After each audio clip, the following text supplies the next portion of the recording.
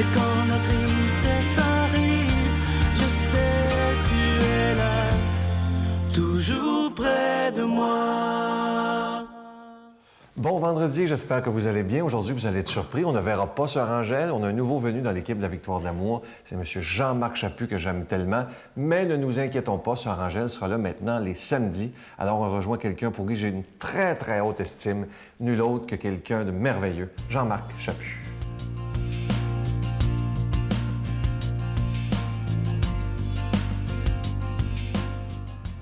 Bonjour.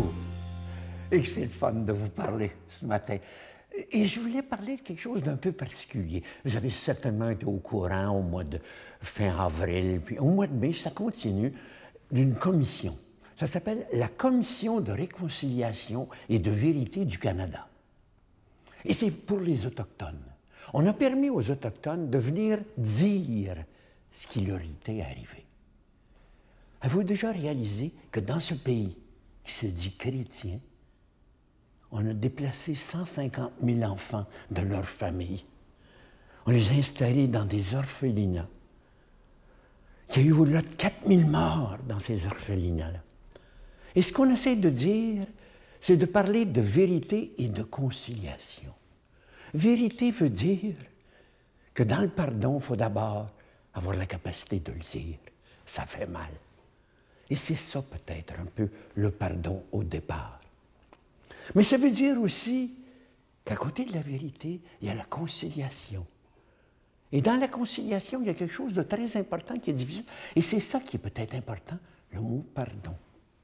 Mon Dieu, c'est difficile de pardonner. Et pourtant, vous rappelez-vous, Jésus se promène à un moment donné, puis on est en train de lapider une femme. On commence. Et Jésus les regarde, puis tout le monde hésite un peu. Puis il dit que le premier qui n'a pas péché lance la première pierre. Il paraît que ce soir-là, il n'y a personne qui a lancé des pierres. C'est curieux, hein? Et c'est ça qu'on oublie des fois. Jésus n'a jamais condamné. Tout l'Évangile, il y a une condamnation. Oui, c'est pour les pharisiens. Pour ceux qui tronquent. Pour ceux qui trompent. Pour ceux qui disent que la vérité, c'est eux qui l'ont innée. Jésus, c'était le pardon. Pardonnez-leur, car ils ne savent pas ce qu'ils font. Sacrifice, 2000 ans après. Est-ce qu'on est encore pas capable de dire ça? Quand on pense que dans notre société, on parle de prison, on parle même de vengeance. Il faut le mettre en prison plutôt.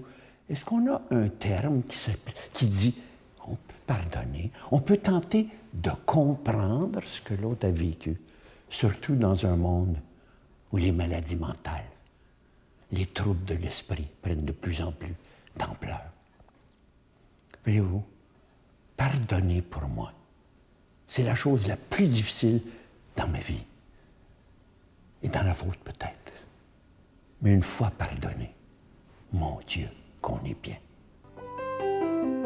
Notre Père qui es aux cieux, que ton nom soit sanctifié, que ton règne vienne, que ta volonté soit faite sur la terre comme au ciel.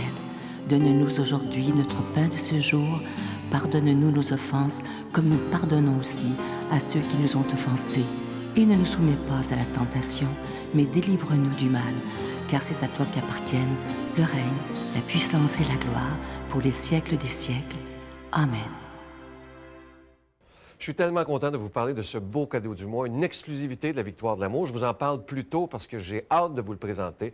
Il s'agit du nouveau CD du bon docteur Gilles Lapointe qui s'intitule « Faire confiance à son médecin intérieur ». Moi, ça fait plusieurs fois que je l'écoute et c'est vraiment extraordinaire. Vous ne le retrouverez jamais dans les magasins. C'est vraiment exclusif pour les gens de la Victoire de l'Amour. Je vous rappelle que ça se donne bien en cadeau. Vous savez, le style du docteur Lapointe, c'est plus d'1 heure de réflexion spirituelle aussi sur la santé.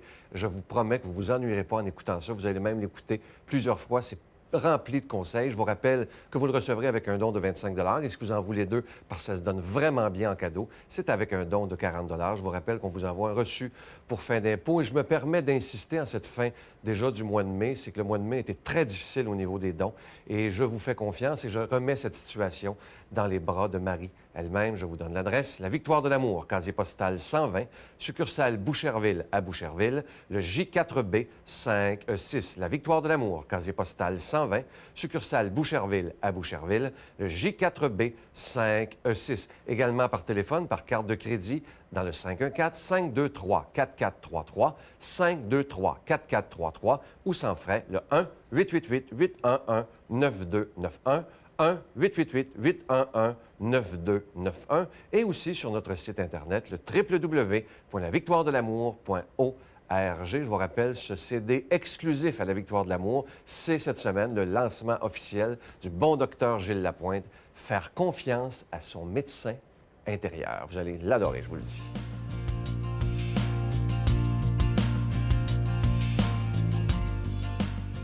En ce vendredi, pour proclamer la parole de Dieu, on rejoint notre ami que vous connaissez bien, Luc Faneuf.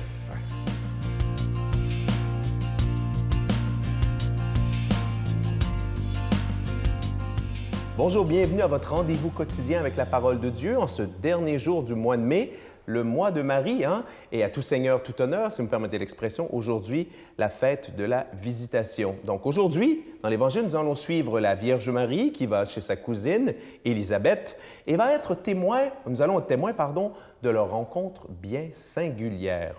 Demandons à l'Esprit Saint, n'est-ce pas, de pénétrer nos intelligences et nos cœurs afin que l'écoute de cette parole de Dieu transforme notre vie. En ces jours-là, Marie se mit en route rapidement vers une ville de la montagne de Judée. Elle entra dans la maison de Zacharie et salua Élisabeth.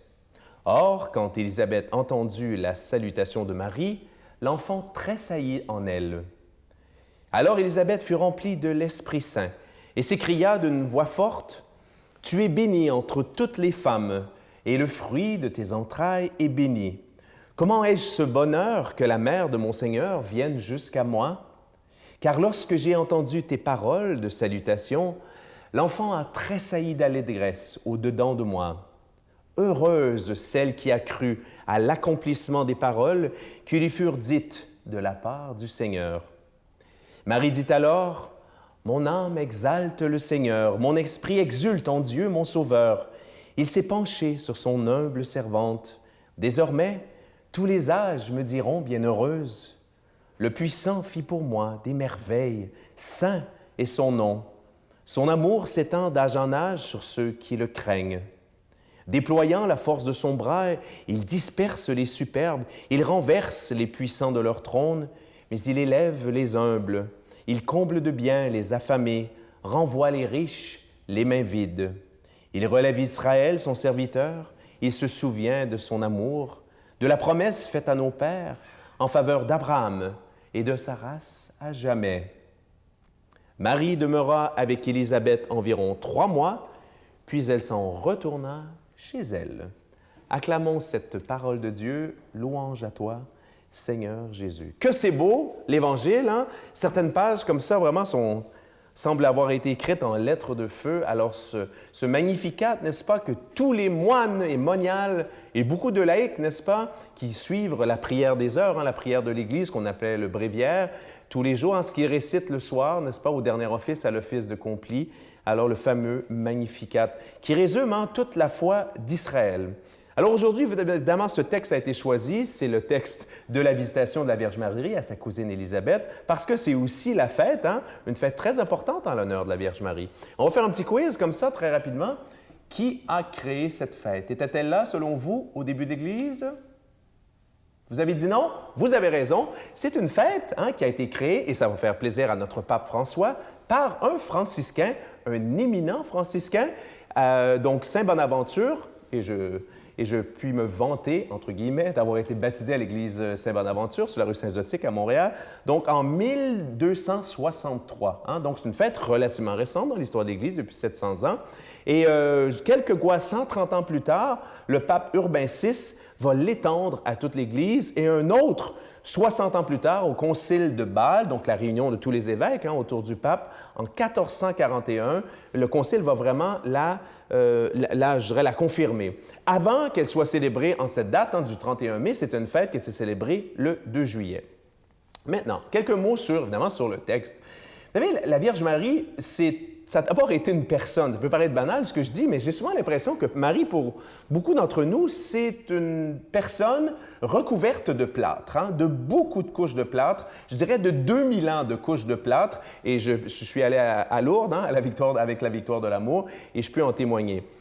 Donc, Marie, c'était d'abord, je dirais, une simple personne, une simple croyante. Évidemment qu'elle était éminente, qu'elle était toute pure dans son cœur, mais sa vie, elle était toute ordinaire. Et quand elle a reçu cette annonce, justement, extraordinaire de porter le Fils de Dieu en elle, et qu'elle a dit « Fiat, j'accepte », elle a reçu aussi en cadeau le signe de la grossesse de celle qu'on disait stérile, Élisabeth. Marie aurait pu dire « Ben voilà, et moi je porte en mon sein le Messie d'Israël ». Il faut être prudent, je vais m'allonger, puis je vais prendre soin de ma bedaine, de ma grossesse. On va prendre ça mollo, comme on dit au Québec. Mais non, n'écoutant que sa charité dans les tout premiers mois de grossesse, parce que l'ange lui avait dit qu'Élisabeth avait déjà 6 mois de fait, donc elle s'est empressée d'aller rejoindre sa cousine. C'est un petit voyage, au moins une journée, disons, à dos d'âne, était rejointe, et là, elle était témoin de cette chose extraordinaire, d'Élisabeth enceinte. Donc, Élisabeth qui portait celui qui allait devenir Jean le Baptiste. Et cette action de l'Esprit Saint absolument extraordinaire, on est dans l'Évangile de Luc. Luc insiste beaucoup sur cette action de l'Esprit Saint. Donc, vraiment, Élisabeth qui reconnaît en Marie celle qui porte le Messie, sans même qu'elle se soit parlé. Donc, il y a là, je dirais, un miracle opéré par l'Esprit Saint. Et cette prière extraordinaire que je viens de lire du Magnificat, qui résume, j'allais dire, toute la foi de l'Ancien Testament, qui tient en quoi? En un Dieu fidèle à sa promesse, qui se souvient d'Israël. Évidemment, Marie qui sera déclarée bienheureuse pour tous les âges. Donc, prions-la particulièrement aujourd'hui. Demandons à Dieu de nous bénir, lui qui est Père, Fils et Saint-Esprit. Bonne journée.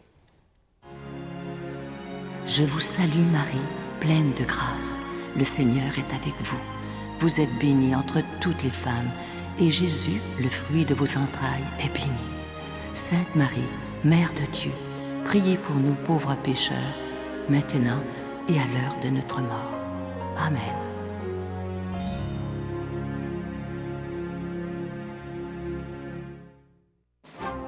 Dans le cadre de l'année de la foi, la Victoire de l'amour, en collaboration avec Voyage Intermission, vous invite à une croisière mémorable en Alaska à bord du Celebrity Solstice. Sous le thème « Les splendeurs de la création », vous découvrirez les beautés exceptionnelles du nord-ouest du Pacifique et l'Alaska, qui possède les plus beaux paysages sauvages terrestres et maritimes dont la virginité n'a que peu d'égal au monde.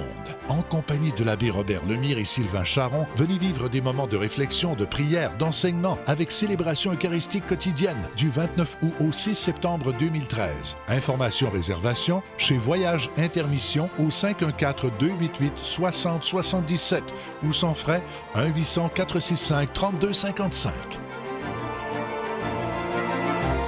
Avant de vous quitter, j'aimerais rendre un hommage tout à fait particulier à quelqu'un qui nous a quittés dernièrement. Il s'agit de Marguerite Gaudry, Marguerite Giroux.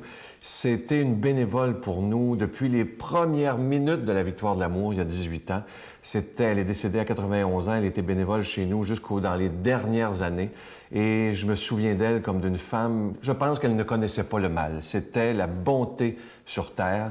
Et je sais qu'à cause de notre foi qu'elle est maintenant dans le cœur de Dieu, dans les bras de Dieu, elle avait tellement hâte d'aller rencontrer son Jésus. Si vous saviez comment ses yeux pétillaient lorsqu'elle parlait de Jésus. Certains d'entre vous qui êtes là depuis longtemps, vous l'avez vu dans les tournées, vous l'avez même vu à la télé. Alors, chère Margot, je sais que tu m'entends parce que la vie éternelle, je veux te dire au nom de toute l'équipe à quel point nous t'aimons. Protège-le. Bye-bye. Et quand les gens me disent, c'est quoi la recette pour vivre 60 ans ensemble? Je dis, ça prend 2 ans et demi avant.